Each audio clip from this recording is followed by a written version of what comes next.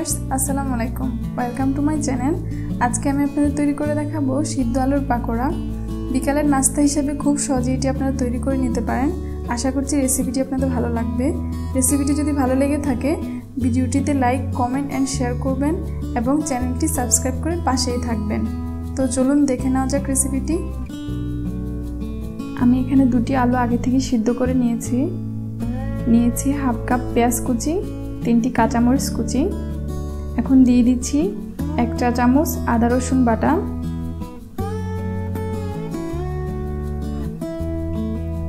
দিয়ে দিচ্ছি পরিমাণ মতো লবণ। এখন এগুলোকে হাত দিয়ে ভালো করে চটকে নেব।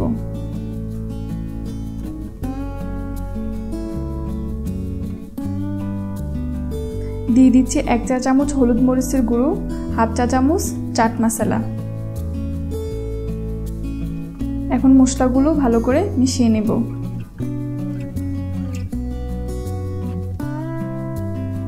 এখন একটি ছুরির সাহায্যে আলুগুলোকে ছোট ছোট পিস করে কেটে নেব।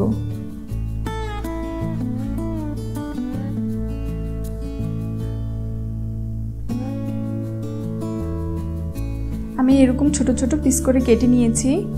এখন দিয়ে দিচ্ছি 2 টেবিল চামচ কর্নফ্লাওয়ার, দিয়ে দিচ্ছি হাফ চা চামচ বেকিং পাউডার, দিয়ে দিচ্ছি হাফ কাপ বেসন।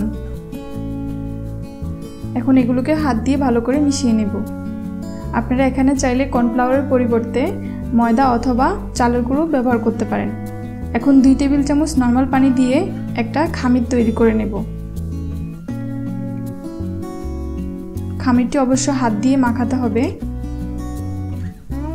যখন বুঝতে পারবেন যে আপনি একটি পাকোড়ার শেপ দিতে পারছেন, তখনই বুঝতে হবে যে আপনার খামিরটি পারফেক্ট হয়েছে। আমি চুলে বেশ খানিকটা তেল গরম করে নিয়েছি। এখন ছোট ছোট পাকোড়ার শেপ করে মিশ্রণটা দিয়ে দিচ্ছি। আর তেলটা অবশ্য আগে থেকে গরম করে নিতে হবে। পাকোড়াগুলো যখন এক সাইড হয়ে আসবে তখন অপর সাইড উল্টিয়ে দিচ্ছি। চুলার জালটা থাকবে মিডিয়ামে, হাই হিটে এটা ভাজা যাবে না, তাহলে পুড়ে যাবে।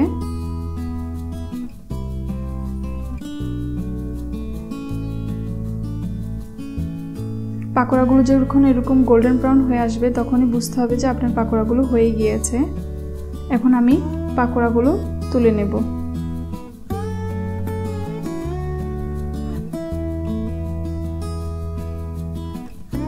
তৈরি হয়ে গেল মুচমুচে আলুর পাকোড়া। আশা করছি রেসিপিটি আপনাদের ভালো লেগেছে। রেসিপিটি যদি ভালো লেগে থাকে ভিডিওটিতে লাইক, কমেন্ট করবেন এবং চ্যানেলটি সাবস্ক্রাইব করে পাশেই থাকবেন। এতক্ষণ ভিডিওটি দেখার জন্য অসংখ্য ধন্যবাদ। আজকের মতো এখানেই বিদায় নিচ্ছি। আল্লাহ হাফেজ।